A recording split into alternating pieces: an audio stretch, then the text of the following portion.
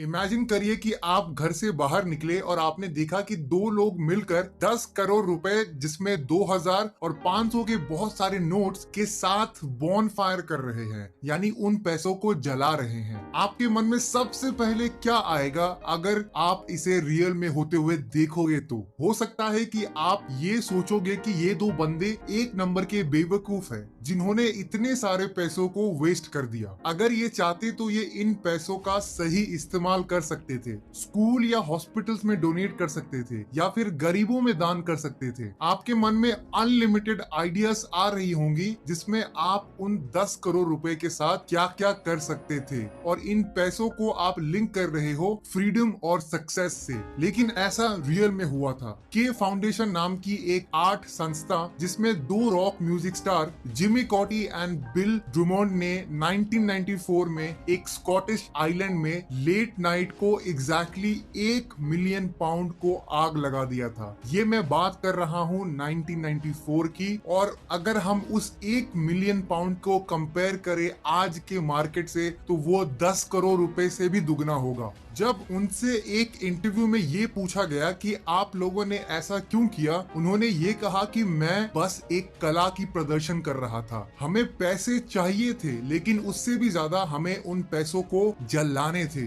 Bill Drummond ने ये explanation दिया कि हमने कुछ भी डिस्ट्रॉय नहीं किया बल्कि बस कुछ पेपर्स को जलाया है जो कि ह्यूमंस ने क्रिएट किया है। हमने ना तो किसी खाने को बर्बाद किया है और ना ही हमने पानी वेस्ट किया है, यानी हमने एक मैन मेड चीज को जलाया है। तो लोगों को इतनी प्रॉब्लम क्यों हो रही है? लेकिन मेरा सवाल आपसे ये है कि आपको कैसा लगेगा अगर मैं आपसे ये कहता कि इन दोनों ने अपने शिप को आग लगा दी, या फिर अपने घर के सारे एक्सपेंसिव चीजों को तोड़ दिया, या फिर अपने महंगे कार को पहाड़ों से फेंक दिया। हो सकता है कि तब भी आप ये सोचोगे कि ये दोनों बिल्कुल पागल है। लेकिन अगर पैसे जलाने से कंपेयर करें तो वो सारी चीजें कुछ भी नहीं है इसके सामने। ऐसा क्यों है कि पैसे हमारे मन में एक स्ट्रॉन्ग इमोशन क्रिएट करता है जिसमें हम किसी को भी हेट करना शुरू कर देते हैं क्योंकि उन्होंने अपने पैसे को मिसयूज किया। ऐसा इसीलिए है कि हमारे मन में ये फीड हो चुका है कि अगर अचानक से हमें बहुत सारे पैसे मिल जाते हैं तो हम क्या क्या कर सकते हैं। लेकिन हम कभी भी ये नहीं सोचते हैं कि अगर हमें सडनली एक प्रीमियम कार मिल जाएगी तो हम क्या करेंगे, क्योंकि जैसे ही आप पैसों के बारे में सोचते हो वैसे ही आपके दिमाग में आ जाती है कि मैं अपना लोन चुका दूंगा, मैं अपने पापा के बिजनेस में इन्वेस्ट कर दूंगा, या फिर अपने लिए कोई स्टार्टअप खोलूंगा।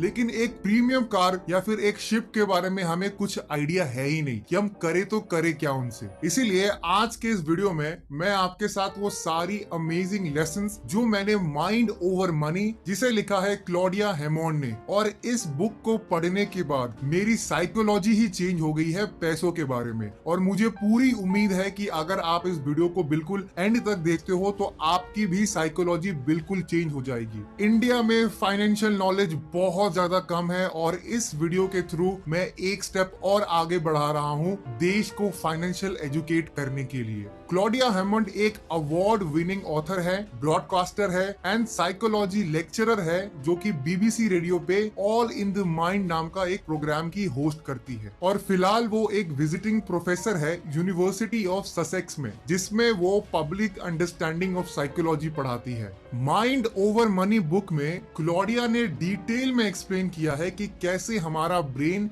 गलत सोचता है पैसों के बारे में, और साथ ही साथ क्यों पास्ट में हुए कुछ घटनाओं के कारण आपकी साइकोलॉजी ही बदल जाती है पैसों के बारे में। और इस बुक में हमें ये सिखाया गया है कि कैसे अपने ब्रेन को रीवायर करें जिससे कि पैसे कमाना हमारे लिए काफी इजी हो जाए और हम ज्यादा सेव भी कर। पहला लेसन जो मैंने इस बुक से सीखा है वो है we go through monetary socialisation at an extreme youthful age. Monetary या फिर फाइनेंशियल सोशलाइजेशन का मतलब होता है कि हम अपने सोसाइटी से कैसे सीखते हैं पैसों के बारे में। और ऑथर ये कहते हैं कि बचपन से ही हम पैसों के बारे में इनडायरेक्टली सीखते आ रहे हैं, जिस कारण आज की जनरेशन को इतनी ज्यादा प्रॉब्लम हो रही है पैसों के रिगार्डिंग। यानी हम पैसों के बारे में बचपन से ही सीखते आ रहे हैं हैं अपनी सोसाइटी से, अपने पेरेंट्स से, अपने फैमिली मेंबर से, हम जैसे कार्टून देखते हैं वहां से, हर जगह से हमारे दिमाग में पैसों के लिए कुछ ना कुछ फीड किया गया है। लेकिन कितने बचपन से ये फीड किया गया है? फिनलैंड में एक एक्सपेरिमेंट किया गया जहां पर 6 साल के किंडरगार्टन बच्चों को एक असाइनमेंट दिया गया जिसमें उन लोगों को एक थिएटर प्ले करना था जिसकी सारी रिस्पॉन्सिबिलिटी उन बच्चों के ऊपर ही थी। यानी कास्टिंग से लेकर कॉस्ट्यूम, प्रॉप से लेकर स्टोरी टेलिंग, सब कुछ वो खुद बच्चे ही डिसाइड करेंगे और सब कुछ वो अरेंज भी करेंगे जिससे कि उनकी टीम मैनेजमेंट स्किल इंप्रूव हो जाए। लेकिन मर्लिना स्लॉप जो कि उन बच्चों की टीचर थी, उन्होंने ये ऑब्जर्व किया कि स्टोरी पर बच्चे फोकस कर ही नहीं रहे हैं, बल्कि उनका मैक्सिमम टाइम ये डिस्कस करने में जा रहा है कि हम थिएटर प्ले से कैसे पैसे कमा सकते हैं। यानी इस प्ले का टिकट प्राइस क्या होने वाला है, प्ले के दौरान हम क्या क्या बेच सकते हैं ऑडियंस को और पैसे बनाने के लिए, प्ले के एंड में हम एक्स्ट्रा पैसे कैसे मांग सकते हैं एज अ डोनेशन जिससे कि सारे आर्टिस्ट को पैसे मिल सके और ज्यादा पैसे हम कमा सके। और ये चीज मर्लिना जिन्होंने ये एक्सपेरिमेंट किया था उनको ये बहुत ही ज्यादा बुरा लगा कि ये इतने छोटे बच्चे अभी से पैसों के बारे में इतना क्यों सोच रहे हैं। उनका एक्चुअल ड्यूटी था एक बढ़िया स्टोरी क्रिएट करना और स्कूल के फंक्शन में पेरेंट्स को इंटरटेन करना अपनी एक्टिंग स्किल से। लेकिन उनके दिमाग में सोसाइटी ने ये फीड कर दिया है कि पैसे कमाना बहुत ज्यादा जरूरी है, पैसे से ही लाइफ बेटर होती है। बहुत सारे स्टडीज में ये कंक्लूजन निकला कि बच्चों के मन में ऑलरेडी एक फिक्स थॉट्स होती हैं पैसों के बारे में और उन्हें बहुत ही यंग एज में पता लग जाता है कि पैसे सबसे ज्यादा इंपॉर्टेंट है लाइफ में। वो जो भी कर रहे हैं वो पैसे कमाने के लिए ही कर रहे हैं। अगर वो पढ़ाई कर रहे हैं तो वो सोच रहे हैं कि फ्यूचर में मैं कैसे जॉब करूंगा। अगर कोई पेंटिंग कर रहा है तो बच्चे सोचने लगते हैं बहुत ही यंग एज से कि मैं इस पेंटिंग को कैसे बेचूंगा जिससे मैं पैसे कमा सकूं। एक और स्टडी में 5 साल के बच्चों को 2 घर के पिक्चर्स दिखाए गए जहां पे पहला घर बिल्कुल टूटा फूटा था, उसकी पेंट काइंड ऑफ बाहर निकल रही थी और उनके दरवाजे भी टूटे हुए थे, और दूसरा पिक्चर में एक बहुत ही आलीशान घर था। तो उन बच्चों से ये पूछा गया कि उनके मन में सबसे पहले क्या थॉट आती है जब वो दोनों पिक्चर को देखते हैं। तो शॉकिंगली बच्चे ये कहते हैं कि जो घर खराब दिख रहा था उसके ओनर बहुत ही लेजी और बहुत ही खराब लोग होंगे। हो सकता है कि वो गुंडे हो सकता है कि वो गैंगस्टर हो, यानी वो अच्छे लोग नहीं है। और दूसरे घर में जो लोग रहते होंगे वो बहुत ज्यादा इंटेलिजेंट और बहुत ज्यादा स्मार्ट होंगे और जिनके साथ वो रहना भी पसंद करेंगे। बाद में ये पता चला कि वो दोनों घर एक ही व्यक्ति के थे जिन्होंने रिनोवेशन कराया था। रिसर्च हमें ये कहती है कि बच्चे हमेशा बड़ों को ऑब्जर्व करते हैं और उनसे सीखते हैं पैसों की इंपॉर्टेंस के बारे में। ऑथर रिकमेंड करती है यानी बड़े लोग यानी पेरेंट्स अपने बच्चे के साथ पैसे के बारे में बहुत ही ओपन रहना चाहिए, और अगर वो कोई गिफ्ट्स या टॉय अफोर्ड नहीं कर सकते तो उन्हें ये समझानी भी चाहिए कि हम उसे क्यों अफोर्ड नहीं कर सकते, जिससे कि बच्चे को समझ में आ जाए कि ठीक है, पैसे ना होना या फिर अफोर्ड ना करना वो भी बिल्कुल कॉमन चीज है। साइकोलॉजिस्ट नील गॉडफ्रे ये सजेस्ट करते हैं कि हम अपने बच्चों के साथ घरेलू खर्चे डिस्कस करें, यानी ग्रोसरीज जब हम खरीदने जाते हैं तो उनको लेके जाए और उनको हर एक चीज की प्राइस बताए, और जब हम उनको उनकी पॉकेट मनी देते हैं तो उस पॉकेट मनी से टैक्स कट करके उनको पॉकेट मनी देनी चाहिए, जिससे कि उनको एक ओवरऑल आइडिया मिल सके इकोनॉमी के बारे में और वो थोड़े स्मार्ट बन जाएंगे फ्यूचर में, क्योंकि उनकी ट्रेनिंग बच्चे से ही हो रही है समझने के लिए कि पैसे कैसे काम करते हैं। ऑथर कहते हैं कि सबसे बेस्ट तरीका है अपने बच्चों को पैसे की नॉलेज शेयर करना, वो है अपने खुद के फाइनेंसेस को ऑर्डर में लाना। अगर आप में समझ नहीं है पैसों के बारे में तो आपके बच्चों में भी कभी नहीं होगी, लेकिन अगर आप एक डिसिप्लिन्ड और इंटेलिजेंट तरीके से पैसे हैंडल करते हैं तो आपके बच्चे भी वैसे ही पैसे हैंडल करेंगे। तो इस कॉन्सेप्ट से मैंने ये सीखा कि हमें बचपन से ही सोसाइटी ये सिखाती है कि पैसे क्यों इम्पोर्टेंट है, और हर व्यक्ति के अंदर अलग अलग धारणाएं हैं पैसों को लेकर, क्योंकि उनके पेरेंट्स, फ्रेंड्स और टीचर डिफरेंट रहे हैं, जिससे हम आज भी उसी पैटर्न को फॉलो कर रहे हैं जो हमने बचपन में सीखी है। अगर हमें अपना रिलेशनशिप बेहतर करना है पैसों को लेकर तो हमें अपने मनी थिंकिंग पैटर्न को थोड़ा ओपन करना पड़ेगा। हमें एक लॉन्ग टर्म पर्सपेक्टिव से सोचना पड़ेगा कि कैसे हम पैसों के साथ बढ़िया रिलेशनशिप बना सकते हैं और एक्चुअल में कैसे ज्यादा पैसे कमा सकते हैं बिना लालची और डेस्परेट होकर। दूसरा लेसन जो मैंने इस बुक से सीखा वो है we have become irrational with our money, as a result our savings are low. यानी हम पैसों को लेकर बहुत ही इरैशनल हो गए हैं। इरैशनल का मतलब होता है किसी भी चीज को करना बिना सोचे समझे, यानी आपके डिसीजन आप अपने कॉन्शियस ब्रेन से नहीं लेते हो। यानी ऑथर का ये कहना है कि हमारे इरैशनल मनी पैटर्न की वजह से हमारी सेविंग्स इतनी ज्यादा कम हो चुकी है। हम अगर कंपेयर करें आज से 20-30 साल पहले के लोगों से, तो वो लोग अपने सैलरी के ज्यादा परसेंटेज पैसे सेव कर पाते थे कंपेयर करें अगर हम आज की जनरेशन से। क्या आपको याद है जब आप छोटे हुआ करते थे तब हम गुल्लक में पैसे डालकर पैसे बचाते थे, और जैसे ही गुल्लक भर जाता था हम उसे तोड़कर उन पैसों से कुछ जरूरी चीजें खरीदते थे और उस पैसों का सही इस्तेमाल करते थे। लेकिन आज की जनरेशन कुछ भी सेव नहीं कर पाती है। इसका रीजन जानने के लिए MIT में एक एक्सपेरिमेंट किया गया, जहां पर एक बास्केटबॉल मैच के टिकट पर बोली लगाई गई और स्टूडेंट्स को 2 ग्रुप में बांट दिया गया, जिसमें पहला ग्रुप में वो स्टूडेंट्स थे जो कैश में बोली लगाने वाले थे, यानी वो जो भी बोली लगाते उन्हें वो कैश में पैसे देने पड़ते। लेकिन दूसरे ग्रुप में जो स्टूडेंट्स थे उन्हें क्रेडिट में पैसे देने थे,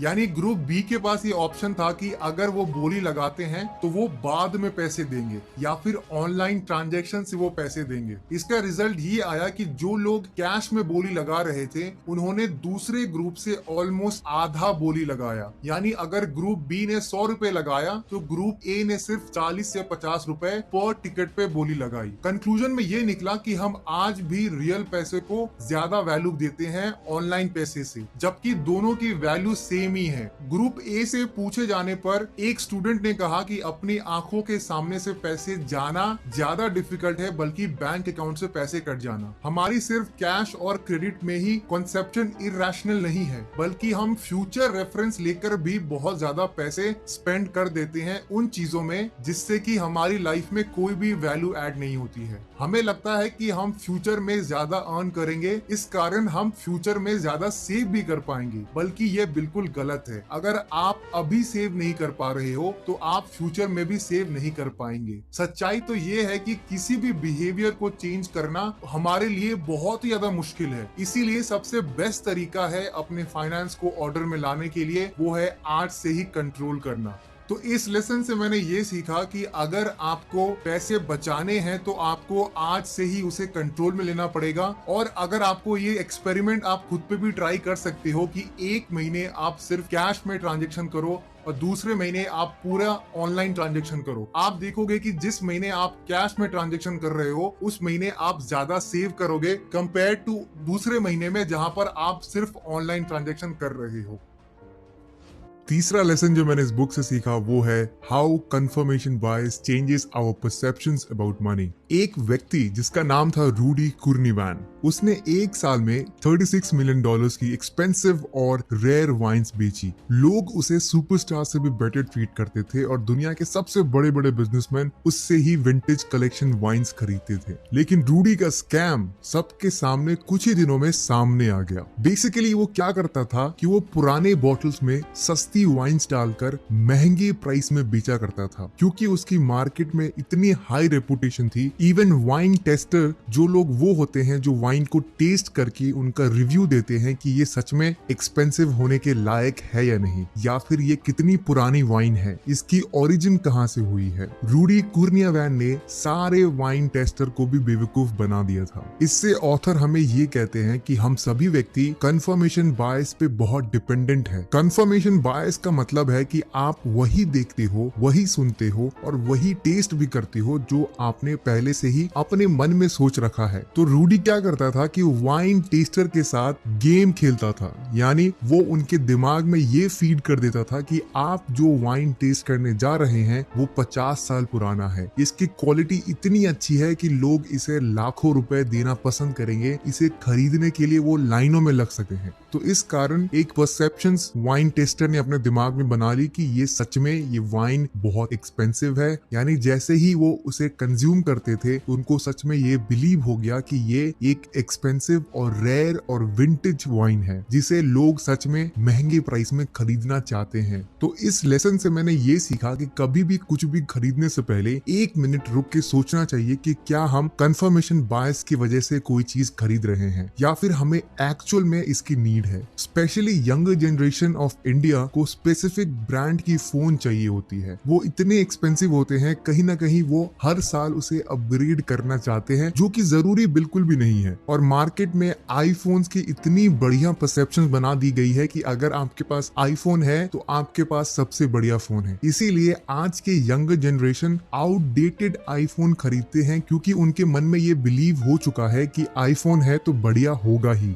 चौथा लेसन जो मैंने इस बुक से सीखा वो है the concept of mental accounting. Author ने अब इंट्रोड्यूस किया मेंटल अकाउंटिंग के बारे में। रिचर्ड थैलर ये कहते हैं कि हम सभी के ब्रेन में एक ऑटोमेटिक अकाउंटिंग मशीन फिट हुई है, यानी हम सब अपने ब्रेन में बहुत सारे अकाउंट्स बना के रखते हैं और साथ ही साथ हम उसके बजटिंग भी करते हैं और ये प्रोसेस बिल्कुल ही ऑटोमेटिक होता है। एग्जाम्पल से समझाऊं तो मान लेते हैं कि आप सब्जी मंडी गए, जहां पर आप घर के लिए कुछ सब्जियां खरीदने गए थे और आपने किसी भी एक पर्टिकुलर सब्जी का रेट पूछा तो वो 20 रुपए महंगा लगा आपको। लेकिन वही जब आप दोस्तों के साथ रेस्टोरेंट में जाते हो तो आप 50 रुपए की तो सिर्फ टिप देके आ जाते हो। आप वही सेम व्यक्ति हो जिसने एक सब्जी सिर्फ 20 रुपए ज्यादा होने के कारण नहीं खरीदी, लेकिन अपने लाइफस्टाइल खर्चों में आप कंजूसी नहीं करते। हम अपने ब्रेन में बहुत सारे अकाउंट्स ओपन कर लेते हैं, जैसे कि हर रोज के खर्चे यानी daily expenses account, bike expenses account, travel expenses account, entertainment expenses account. इसी तरह मेंटल अकाउंटिंग हम सब लोग करते रहते हैं और हम सब लोग उसके साथ एक बजट भी जोड़ देते हैं। इस पे इतने ही पैसे खर्च करने हैं, इससे ज्यादा नहीं करने हैं। और ऑथर हमें एक और कॉन्सेप्ट के बारे में एक्सप्लेन करती हैं जिसे वो कहती हैं रिलेटिव थिंकिंग ऑफ मनी। यानी हम जब भी पैसे खर्च करते हैं तो हम कहाँ पे हैं और टोटल अमाउंट कितना है उस पर बहुत ज्यादा निर्भर करता है कि आप कितने पैसे खर्च करने वाले हो और उसके डिस्काउंट से आपको कितना फर्क पड़ने वाला है। मान लेते हैं कि आपके घर से बस स्टॉप थोड़ा दूर है और आपके पास 2 ऑप्शन है, या तो इलेक्ट्रिकल रिक्शा करके बस स्टॉप तक पहुंचना जिसमें आपको 30 रुपए लग जाएंगे आने जाने के, और दूसरा ऑप्शन है कि आप पैदल ही बस स्टॉप तक पहुंचो। बहुत सारे लोग पैदल भी प्रिफर कर सकते हैं जिससे वॉकिंग भी हो जाएगी और सेविंग्स भी। लेकिन वही सेम व्यक्ति जब बाइक खरीदने जाता है तो उसे 300 रुपए का डिस्काउंट मिलता है अगर वो कुछ पैसे ऑनलाइन ट्रांसफर कर दे तो, क्योंकि टोटल अमाउंट बाइक का भी ज्यादा है कंपेयर करें एक इलेक्ट्रिकल रिक्शा के फेयर से। यहाँ पर ऑथर हमें ह्यूमन साइकोलॉजी के बारे में समझाती है कि टोटल अमाउंट अगर ज्यादा हो तो चाहे डिस्काउंट भी थोड़ा ज्यादा हो तो हमें उससे उतना कुछ खास फर्क नहीं पड़ता है। तो इस लेसन से मैंने ये सीखा कि हम हमेशा मेंटल अकाउंटिंग करते हैं जिससे कि हम ऑटोमेटिकली डिसाइड कर लेते हैं कि कौन सी चीज महंगी है और कौन सी चीज अफोर्डेबल है। और साथ ही साथ रिलेटिव थिंकिंग पैटर्न की वजह से अगर कोई चीज हम खरीद रहे हैं तो उसके टोटल अमाउंट पे कितना डिस्काउंट है उससे आपको खुशी भी हो सकती है और नहीं भी हो सकती है। ये डिपेंड करता है कि टोटल अमाउंट कितना है, और ये कहीं ना कहीं हमारी ह्यूमन मनी साइकोलॉजी के बारे में बहुत कुछ सिखाता है। पांचवा और आखिरी लेसन जो मैंने इस बुक से सीखा वो है द पावर ऑफ मनी। लोग हमेशा सोचते हैं कि पैसे ही प्रॉब्लम का सोल्यूशन है, यानी पैसे में बहुत पावर है। इससे मैं अग्री भी करता हूँ और साथ ही साथ में डिसएग्री भी करता हूँ। पैसों में 2 तरीके के पावर है, यानी पॉजिटिव पावर और नेगेटिव पावर। 2011 में सुशील कुमार जो कि बिहार से थे वो पहले कंटेस्टेंट बने जो कौन बनेगा करोड़पति में 5 करोड़ रुपए घर जीत कर गए थे, और बहुतों ने सोचा होगा कि अब इनकी जिंदगी बेटर हो जाएगी। लेकिन रिसेंटली उन्होंने फेसबुक पर एक पोस्ट शेयर किया जिसमें उन्होंने ये लिखा कि 5 करोड़ जीतने के बाद उनकी लाइफ और बदतर हो गई। उनके रिलेशनशिप सबके साथ खराब हो गए और उन्होंने जहां पर भी पैसे इन्वेस्ट किए वहां पे उनको सिर्फ और सिर्फ लॉस ही हुआ या फिर लोगों ने उनको चीट किया, और पैसे मैनेजमेंट ठीक से नहीं करने से वो सारे पैसे गवा चुके थे। और ऐसा पहली बार किसी के साथ नहीं हुआ था, बल्कि मैक्सिमम लोग जो ओवरनाइट पैसे कमा लेते हैं जैसे कि लॉटरी जीतना या फिर किसी ने डोनेट कर दिया पैसे, तो ज्यादातर केसों में पैसे होने के बावजूद भी वो लाइफ से खुश नहीं रहते हैं। और ऑथर हमें हेडोनिक एडेप्टेशन के बारे में एक्सप्लेन करती है, जिसका मतलब होता है कि जो चीज आपको अभी खुशी दे रही है वो आपको उतना खुशी फ्यूचर में नहीं देगी, क्योंकि आप उस लाइफस्टाइल से बहुत जल्दी यूज्ड टू हो जाते हो। इसीलिए ऑथर रिकमेंड करती है कि अभी आपके पास चाहे जितने भी पैसे हो उससे खुश रहना सीखिए, और अगर आपको ज्यादा पैसे कमाने हैं तो आपको पेशेंस के साथ अमीर बनना चाहिए, क्योंकि अगर आप ओवरनाइट सक्सेस उम्मीद करते हो तो कहीं ना कहीं इसके साथ साइड इफेक्ट्स भी आते हैं जो आपके मेंटल प्रेशर को बहुत ज्यादा हाई कर सकता है। इसीलिए आपको धीरे धीरे अमीर बनना है, जरूरी नहीं है कि आपको ओवरनाइट ही सक्सेस चाहिए। तो अगर हम इस वीडियो को सम अप करें तो हमने आज सबसे पहले ये सीखा कि कैसे हम बचपन से ही हमें सोसाइटी पैसों के इंपॉर्टेंस के बारे में सिखाती है, जिससे कि हम सीखने पर नहीं बल्कि पैसे कमाने पर ज्यादा फोकस करते हैं। दूसरा लेसन जो हमने आज इस वीडियो से सीखा वो ये है कि हम बहुत ही ज्यादा इरैशनल हो चुके हैं पैसों के बारे में, जिस कारण हमारी सेविंग्स इतनी ज्यादा कम है, और हम कैसे सोच समझकर पैसे खर्च करना चाहिए जब भी हम कुछ खरीद रहे हैं। तो तीसरा हमने ये सीखा कि कैसे कंफर्मेशन बायस, यानी जो आप पहले से ही डिसाइड कर लेते हो अपने मन में, आप वही चीज फील भी करते हो, जिस कारण कुछ चीजें बस आप अपने आप को करेक्ट करने के लिए खरीदते हो, जिसकी आपको कोई जरूरत नहीं है, बस आप अपनी ईगो को सेटिस्फाई कर रहे हो। चौथा हमने सीखा मेंटल अकाउंटिंग के बारे में, जिसमें हम ऑटोमेटिकली अपने ब्रेन में बहुत सारे अकाउंट्स बना लेते हैं और साथ ही साथ हम उसकी बजटिंग भी कर लेते हैं, और ये सारा प्रोसेस ऑटोमेटिक होता है। पांचवा और आखिरी लेसन जो हमने माइंड ओवर मनी से सीखा वो है पावर ऑफ मनी। कैसे पैसे इतना ज्यादा पावरफुल हो सकता है कि आपकी जिंदगी बना भी सकती है और आपको बर्बाद भी कर सकती है। इसीलिए हमें धीरे धीरे और पेशेंस के साथ मेहनत करना चाहिए और उसे अप्रिशिएट करना चाहिए।